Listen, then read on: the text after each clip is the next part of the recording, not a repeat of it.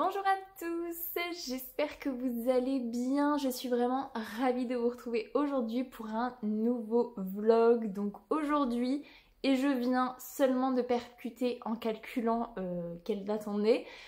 On est vendredi 13 septembre, il est 14 h, je suis d'après-midi aujourd'hui. Et je n'ai pas réussi à vlogger de la semaine. Je ne sais pas comment je me suis organisée. J'ai été de matin quasiment toute la semaine. Enfin non, c'est pas vrai. J'ai été de matin mardi, mercredi, jeudi. Donc normalement, avant d'aller chercher ma petite chérie à l'école, j'aurais dû pouvoir vlogger et j'ai pas eu le temps. Et lundi matin... Pourquoi est-ce que je n'ai pas vlogué?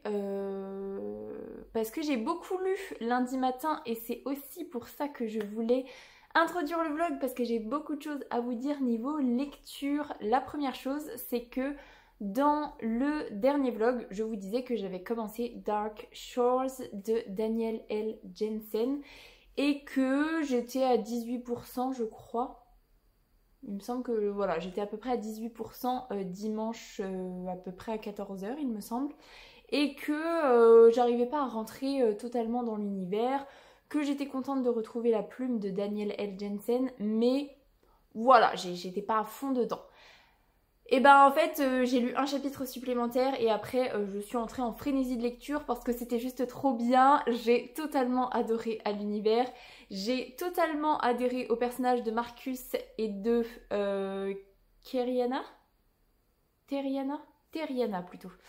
Terriana, j'ai beaucoup apprécié le côté marin parce que je suis pas trop pirate, je suis pas trop truc qui se passe dans la mer, en tout cas en lecture, et ça m'a pas du tout dérangé et c'est pas que ça en fait, puisqu'on a toute la première partie où ça va se passer, enfin toute la première partie, c'est un peu compliqué, mais il y a toute une première partie qui va se passer en dehors de la mer du côté de l'Est et après il va y avoir tout le périple qui ne va pas durer si longtemps que ça pour aller vers l'Ouest justement.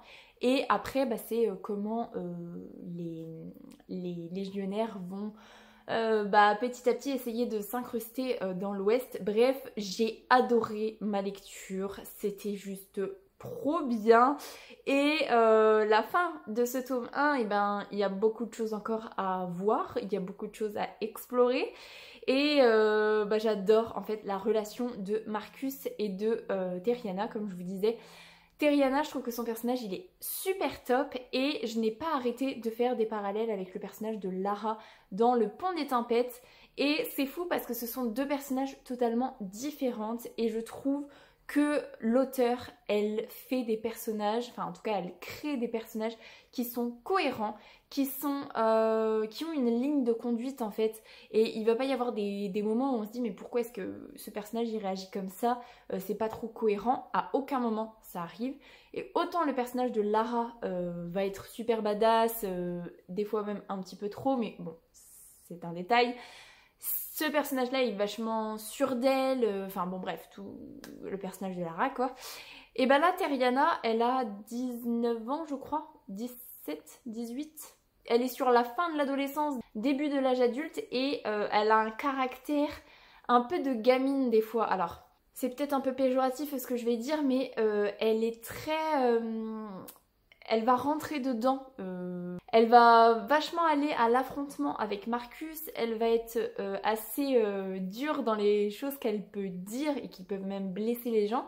Mais ça a quand même un côté assez immature et j'ai beaucoup aimé parce que je trouvais que par rapport à l'âge du personnage, c'était totalement cohérent. Le personnage de Marcus est des légionnaires de la 37e armée. 37e armée ou 37e légion, bref de la 37e. Je les ai beaucoup aimés aussi, leur cohésion, comment ils ont jamais été vaincus, ce qu'on va penser d'eux, ce qui est vraiment le cas et ce qui n'est pas vrai et les histoires qu'on va raconter sur eux. Et à contrario, donc Marcus, je crois qu'il a 19 ans, quasiment tout le monde dans cette unité-là a 19 ans, non 12 ans, ils avaient 7 ans. Oui, c'est ça, 19 ans, parce qu'ils ont tous été recrutés entre guillemets quand ils avaient 7 ans et ça fait 12 ans qu'ils sont dans ce régiment-là. Et Marcus, qui est le légionnaire chef en fait, il a un côté très très très très adulte, mais en même temps, au vu de la situation, au vu de tout ce qu'il a vécu, et ben, je trouve ça totalement cohérent. Ils ont quasiment le même âge avec Terriana, et on voit vraiment qu'il y a une fracture entre les deux en termes de maturité, et je trouve ça vraiment très très très très chouette. Et j'ai trop adoré ma lecture, donc je peux vous dire que je vous disais que oui, pourquoi pas, et ben en fait, si, lisez totalement Dark Shores, et je me ferai une joie de lire le tome 2. Peut-être que je lirai le tome 2 à la place de la saga des 100 destins que j'ai mis dans ma pile à lire pour le Pumpkin. Peut-être que je resterai dans cet univers-là avant de trop m'éparpiller dans un autre univers encore. Je sais pas trop, on verra bien. En tout cas, excellente lecture. Et du coup, je l'ai terminé mardi après-midi, mardi matin. Mardi après-midi, je n'ai rien lu mardi soir du coup, et mercredi soir j'ai lu juste un chapitre de Défier la nuit de Brigitte Kemmerer. J'avais super envie de découvrir le nouveau roman de cet auteur parce que j'avais adoré la trilogie Un sort si noir et éternel, et j'avais envie de retrouver la plume, j'avais envie de retrouver un autre univers, et ça me faisait aussi un petit peu peur parce que bah voilà, comme pour Le Pont des Tempêtes, j'avais trop peur d'être déçue de Dark Shores parce que j'avais trop adoré Le Pont des Tempêtes, et là j'avais un peu peur d'être déçue de Défier la nuit puisque j'avais trop adoré Un sort si noir et éternel. Bref. Donc là, on est vendredi, j'ai pas tant lu que ça, je ne suis qu'à 14%. J'aime beaucoup pour l'instant ce que je lis. J'ai hâte que les deux personnages se rencontrent, puisque on a Korik qui est la justice du roi, donc c'est celui qui va rendre la justice du roi tout simplement, et on a Tessa qui est une rebelle qui va aller voler les fleurs de lune qui sont l'ingrédient principal pour concocter le remède contre la fièvre qui sévit dans ce royaume et où les plus pauvres ne peuvent pas accéder à ce remède, puisque c'est très très très compliqué de faire pousser cette fleur. Elle ne pousse que dans deux... comment ça s'appelle? C'est pas des contrées, c'est des...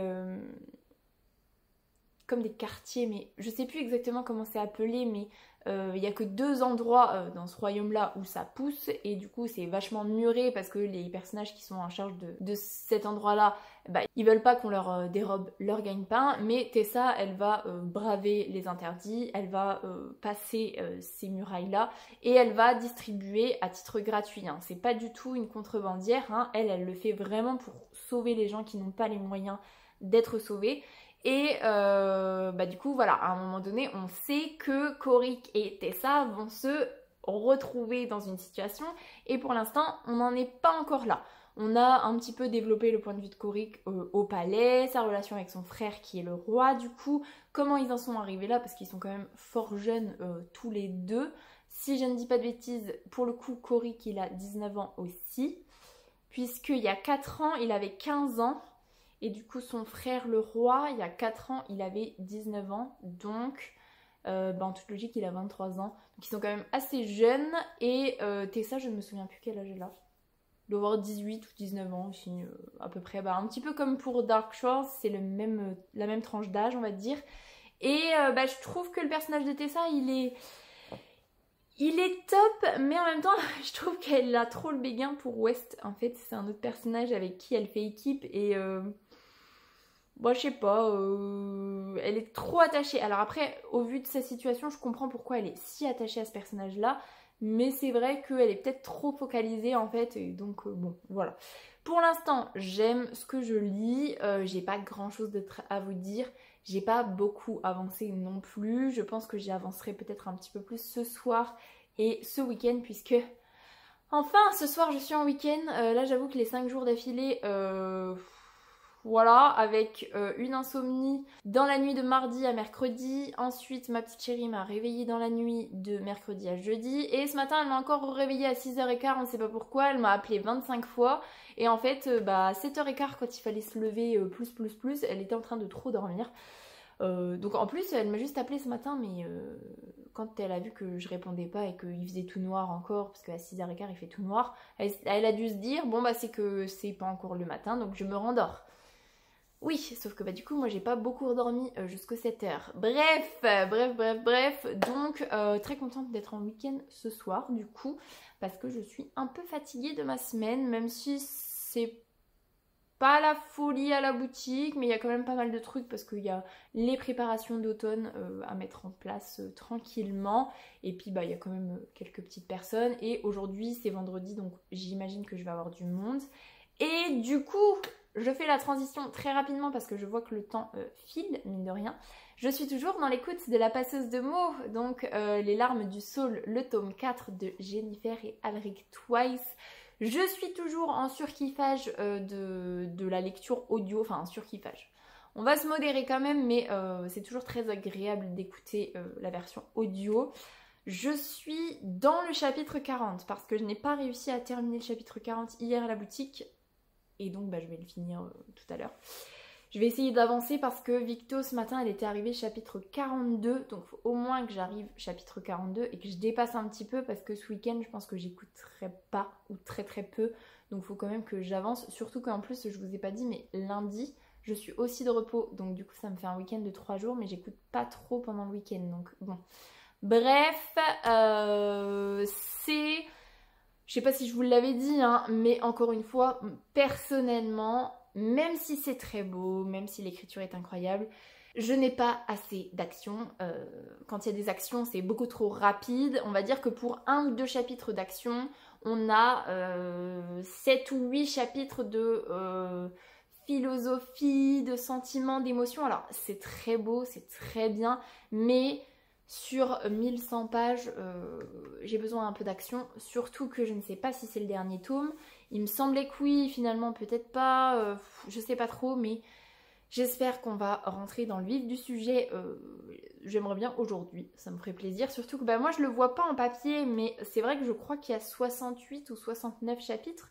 Donc en fait c'est vrai qu'on a dépassé la moitié déjà et je me dis, quand même...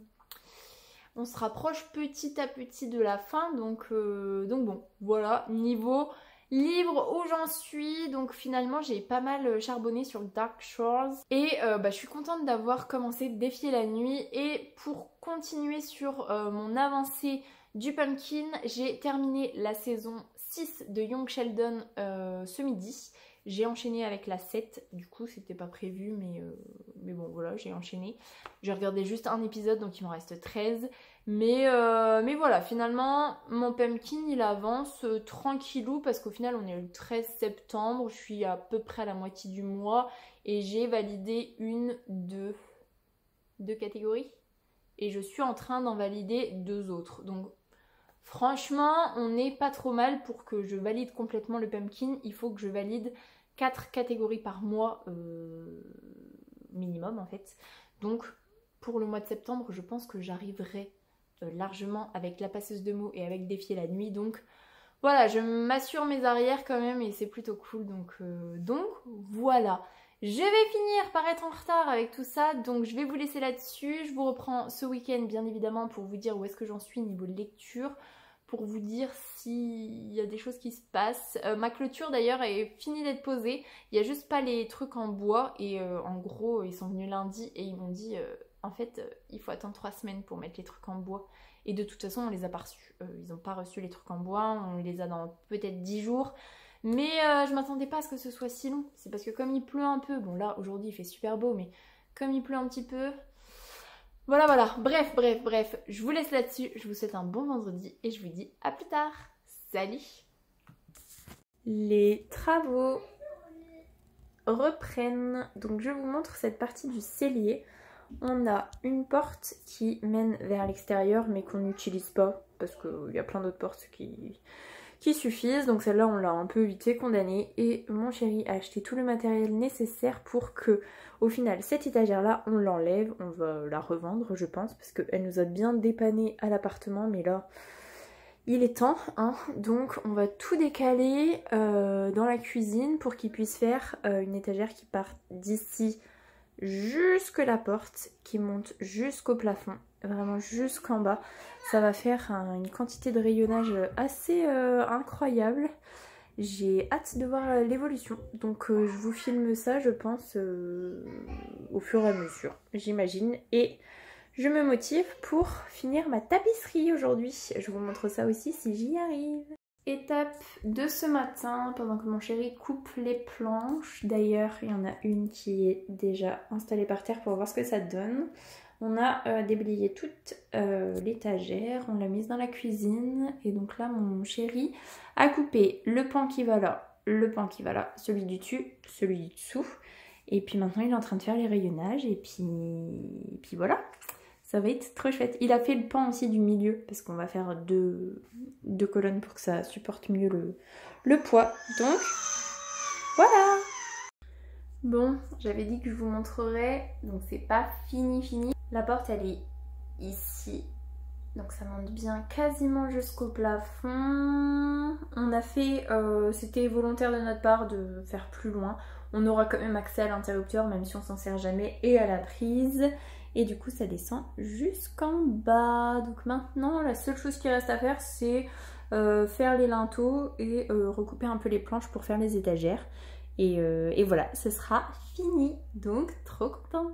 Et salut, je vous reprends beaucoup trop tard puisque aujourd'hui on est lundi 16 septembre, il est 9h moins le quart, je viens de déposer ma petite chérie à l'école. J'ai trop froid parce que l'après-midi il fait 21 mais le matin il fait 8, donc autant vous dire qu'en vélo je me pèle vraiment. En plus j'ai pas retrouvé mon gilet ce matin donc j'avais pas de gilet en dessous de mon gros manteau et de ma grosse écharpe, mais comme c'est en laine il y a des petits, l'air passe dans les petites mailles de la laine, bref, trop froid. Donc voilà, je me réchauffe tant bien que mal. J'ai pas eu la foi en fait de clôturer le vlog hier. Je me suis dit que c'était pas grave, que j'allais le faire aujourd'hui, surtout que j'aurai largement le temps de finir de monter le vlog avant 10h. Sauf qu'en fait, on s'appelle avec Lucille entre 9 et 10. Donc voilà, il arrivera dans la matinée. Voilà, j'ai pas non plus 10 milliards de choses, quoique à vous dire. Donc, topo... rentrée déjà. Première chose à vous dire, donc ça fait 2 semaines que notre petite chérie est rentrée à l'école et on a eu la réunion de rentrée mardi de la semaine dernière du coup. C'est mon chéri qui y est allé et il m'a fait un topo en rentrant à la maison vachement détaillé. Il a pris plein de notes, c'était très chouette. Et finalement on était content de le faire comme ça. Déjà premièrement parce que même lui disait que le fait que ce soit le papa qui aille à la réunion de rentrée, ça lui tenait à cœur. En plus il m'a dit toi tu te seras un peu ennuyée parce que en gros tout ce qu'elle aurait dit c'est des trucs que tu sais déjà, même si oui c'est des choses que je sais déjà, mais chaque maîtresse est quand même différente et chaque organisation est différente, donc voilà. Et globalement on est super content parce que finalement on est rassuré sur beaucoup de choses. D'après ce qu'on a compris, la classe est top. La maîtresse et la TSEM n'ont pas arrêté de dire que tous les élèves étaient super, ils étaient trop motivés, ils avaient trop envie de tester plein de choses, que tout le monde dormait très bien la sieste, que tout le monde mangeait très bien à la cantine et que c'était pratiquement jamais arrivé qu'il y ait aucun couac en fait et que tout se passe très bien. Du coup tous les petits sont extrêmement motivés pour faire aussi le travail des grands. Tout le monde bosse super bien et du coup la maîtresse disait qu'elle avait envie de faire plein de choses avec eux et que qu'elle était très contente en fait, que c'était voilà une bonne cuvée cette année. Donc on est très content parce que du coup voilà on sait qu'elle va être pas mal stimulée, on sait qu'elle va apprendre plein de choses et je pense que en tant qu'enseignante c'est vrai que je me dis, il y avait des petites choses qui me gênaient et en fait, si c'est une très bonne classe, les petites choses qui pouvaient me gêner, peut-être que ça n'arrivera pas du fait que c'est une bonne classe, donc il n'y aura pas forcément le côté... Il y a un papillon de nuit. qu'il faudra que je remette dehors, bref. Il n'y aura pas le côté en milieu d'année, genre de j'en peux plus de cette classe horrible, il n'y aura pas ça normalement. Donc voilà, très très contente, très rassurée. Notre petite chérie est toujours très contente d'aller à l'école, même là ce matin il n'y a pas eu de soucis. Donc voilà, on passe des très bons moments, c'est très agréable. Alors moi je ne vis pas le soir après toute la journée d'école plus la garderie. Je ne vis que les soirs où je vais la chercher à 4h30. Donc c'est vrai que je n'ai que les soirées qui se passent super bien et tout. Et je sais que quand c'est papa, il me dit que des fois il y a certains soirs où c'est un petit peu difficile. Parce que voilà, la journée est longue, des fois la semaine est longue. Et pourtant, d'ailleurs, petite aparté, il y avait la fête de la Terre vendredi soir au lycée de mon chéri. Et du coup, ils y sont allés. Moi, je travaillais de soir. Et en fait, à 19h45, je les ai rejoints parce que je bosse pas très loin du lycée en vélo. Et elle a tenu super bien jusqu'à 21h alors qu'elle avait eu toute sa semaine dans les pattes. Elle avait eu une grosse journée parce qu'il y avait de la garderie le soir. Et elle a super bien tenu, elle a été super agréable, elle était trop contente d'être là-bas. Franchement, c'était trop chouette et du coup je me dis c'est bien. Et est-ce que c'est le rythme école qui permet ça ? Le matin, donc le week-end, donc samedi matin et dimanche matin, elle s'est réveillée à 7h50. Moi-même, je me réveille à 7h50. Mon horloge interne fait que je me réveille à 7h50. Donc voilà, j'arrive à quand même pas mal récupérer le week-end et pas avoir à 7h du mat, ça y est, on est déjà réveillé.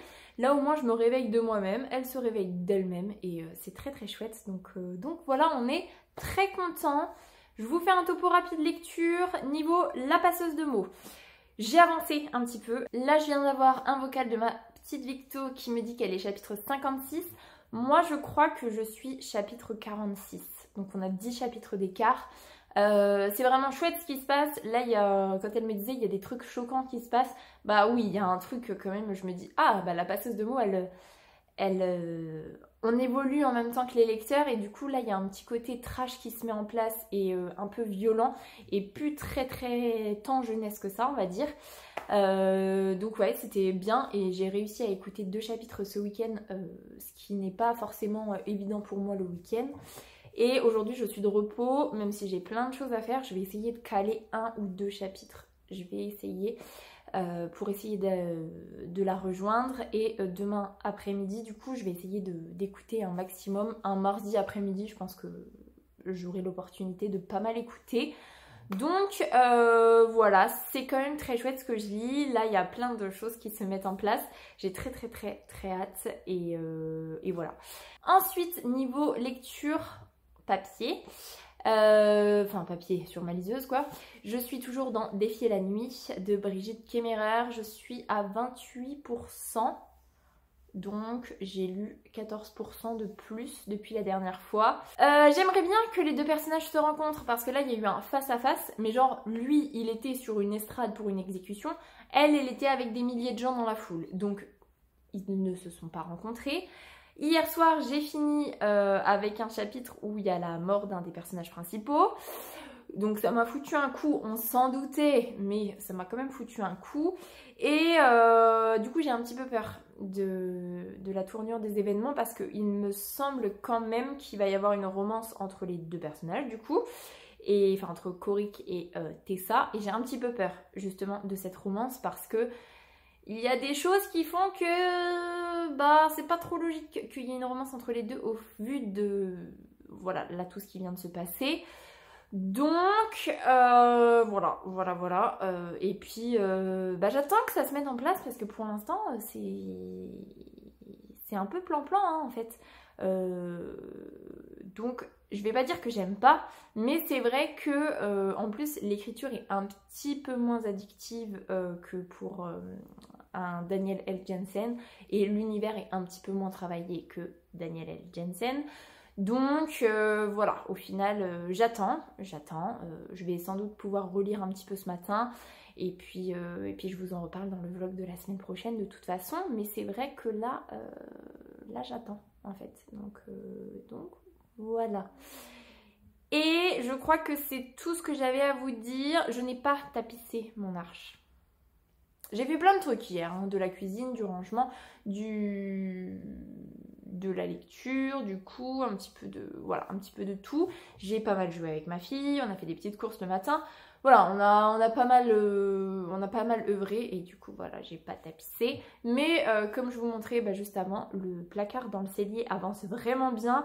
Mon chéri est parti en voiture ce matin alors qu'il fait beau pour rentrer plus vite ce soir et pour essayer de faire les étagères ou quelques étagères au moins. Donc voilà. Voilà, ça avance bien. Je vous montre ça dans le prochain vlog quand ce sera terminé parce que ce sera terminé dans le prochain vlog. Et voilà. Je vous laisse là-dessus. J'espère que ce vlog vous aura plu. Si c'est le cas, n'hésitez pas à mettre un petit pouce dans les airs, à vous abonner à la chaîne et à venir discuter avec moi en commentaire. Ça me fera super plaisir. Pour les plus timides, un petit emoji tigre, ce sera très apprécié. En attendant, je vous souhaite une très belle semaine, de très belles lectures et je vous dis à la semaine prochaine. Salut!